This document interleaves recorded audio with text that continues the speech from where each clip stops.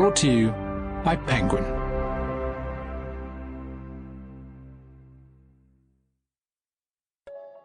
The Coast to Coast Murders by James Patterson and J.D. Barker.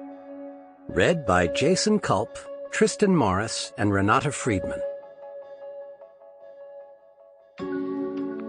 Part 1. Los Angeles, California.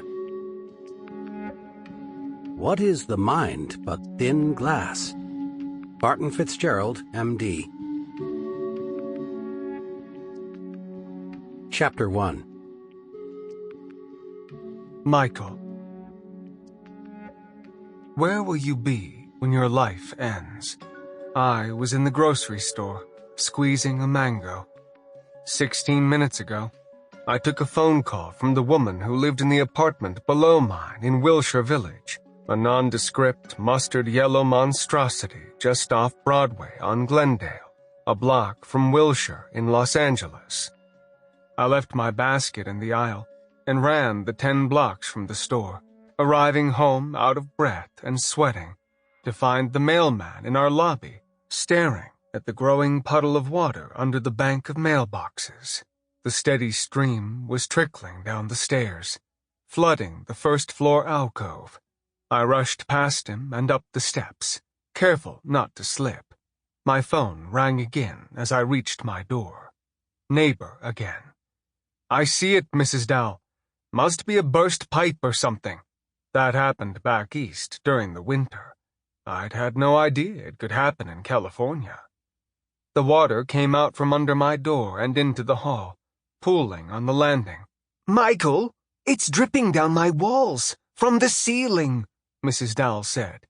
"My paintings, my furniture. Did you call the super?"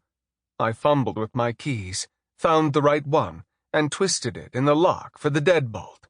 "I thought you called the super." "Why would I call the super? It's your apartment."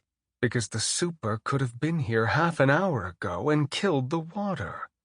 "I'll call him the second we hang up, Mrs. Dowell. I promise." I pushed open the door and stepped inside. I reached for the light switch, but thought better of it. I was standing in at least 1/4 of an inch of water. Mrs. Dowell sighed. "Who's going to pay for all this?" The hardwood floor glistened in the light of the setting sun. A small river flowed from the bedroom in the back to the living room, down the hall, and out the front door. I could hear splashing and gurgling. "I think it's coming from the bathroom," I told her. Mrs. Dowell said, "You didn't answer my question." "I'll pay for it, whatever the damage. Don't worry about that." "My paintings are priceless." "I've seen your paintings. We'll take a trip to the flea market together and replace them." The bedroom was the only carpeted room in the apartment, and I sloshed through it, my shoes leaving a trail of mushy footprints in my wake. In the bathroom, water gushed from the sink tap, the bathtub faucet too. Water cascaded over the white porcelain sides of both.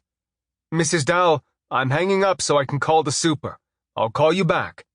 I looked over my shoulder at the bedroom behind me, knowing full well that I didn't leave the water on, so someone else had.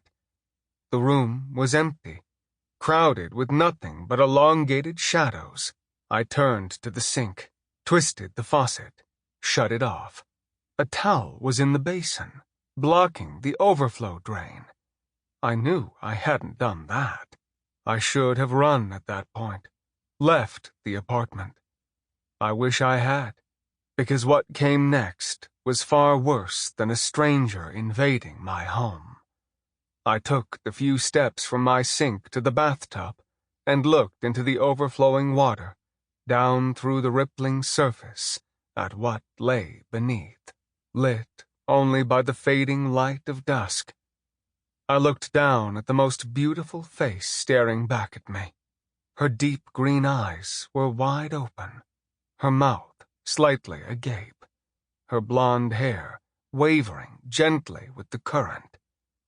I found myself staring at her, this nude, lifeless girl in my bathtub. Smooth. Sample complete. Ready to continue?